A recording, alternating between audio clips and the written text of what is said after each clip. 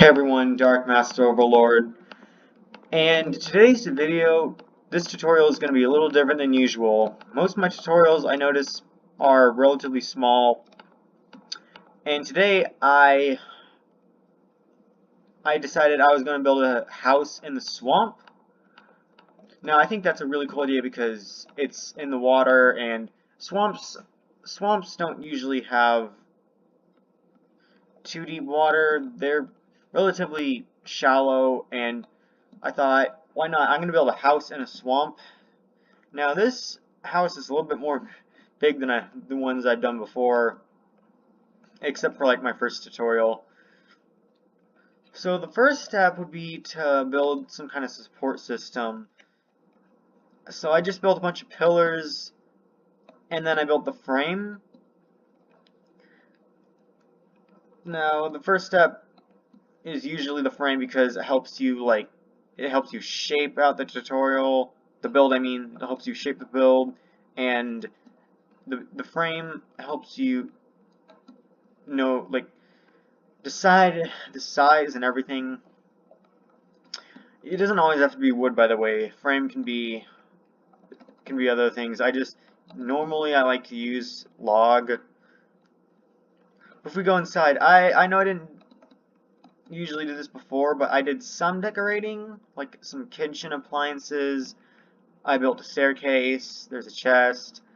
I put torches like on the pillars, on the walls, and as you can see, like I said before, you shouldn't use the same block for every build. Use different blocks in different colors. And I use dark oak. I like to use the dark oak doors because I think the other ones just aren't all that nice to look at. I think the dark oak is really nice to look at. And this room is really small. All I could really fit was like a bed and some books. But I like builds like this. I mean, I like rooms like this because they're small. It's a little cramped, but when it's like right next to the ceiling, then it's sort of just like the ceiling sort of slants. So I think that's really cool. And over here we have a slightly bigger room. I put a painting here. Also the windows, instead of just putting them at the eye level, I put them high up. And also I split them. Over here they're split by the staircase, and over here they're separated by the room. So you've got like huge window next to your bed. And there's also some bookcases in here. I didn't do as much decorating in here as I could have, but like I said, I mostly just focus my tutorials on the build itself, and one day I'll try to make tutorials for just decorating, but I decided I'll go ahead and do some decorating. And also, one important thing that I did not do in previous tutorials that I'll try to start doing more is adding necessary survival, like making your tutorial or build or house survival friendly. So I added a small farm. I just added a balcony next to the house, and you got wheat and potatoes. So mostly I try to make my builds just look nice as I can, because one day I hope to, I mean, don't expect it anytime soon. It's going to be like many years in the future, but one day I want to try to make like my own survival maps.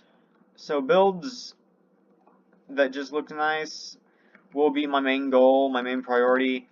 But I will also try to make tutorials and builds for all kinds of situations, from like especially when I make tutorials that are designed to ward off enemy players or mobs.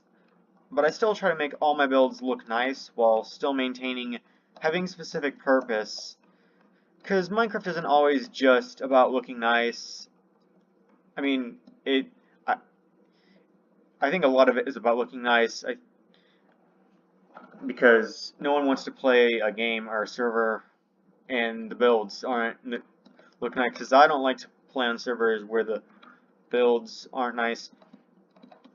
But yeah, sometimes structures that are designed for specific purposes, it can be hard to keep it, like here I'm trying to make this one survival friendly, but there's a lot of things you need to add to a build to make it survival friendly, because you need an enchanting table room, You need your potion room, you need, you know, your armory room, your farm.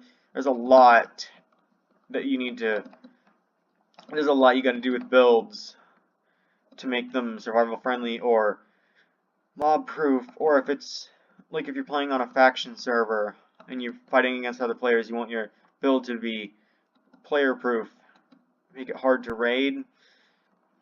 This one almost would be hard to raid if it wasn't made of wood, and maybe you could make it a bit higher up, and because it's on the water, so players would have to get in boats, otherwise they would have to swim, and also there's not a lot of mobs that would be able to get inside easily.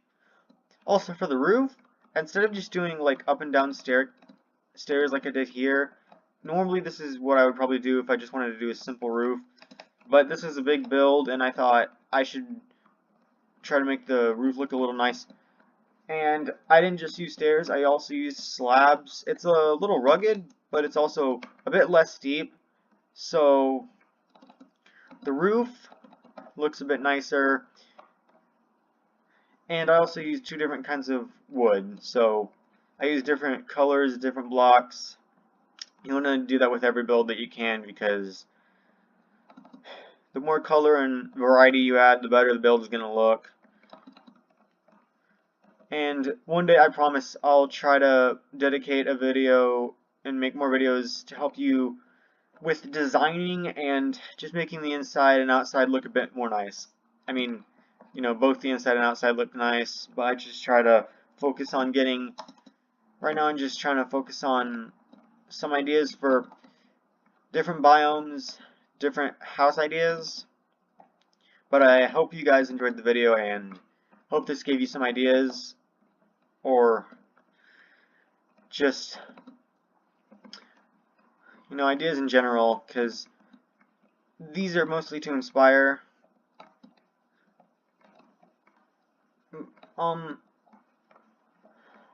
In terms of steps, mostly this wasn't too difficult. Yeah, just when you make a build, you always start with the frame, because that just helps you shape it out. Then you form the build around that. One day I'll try to do like a better, one of these days I'll build a house for like all kinds of survival purposes and show you the steps necessary to make it like your own version of it. But I hope you guys enjoyed the video, and I'll see you not next week but 2 weeks from now.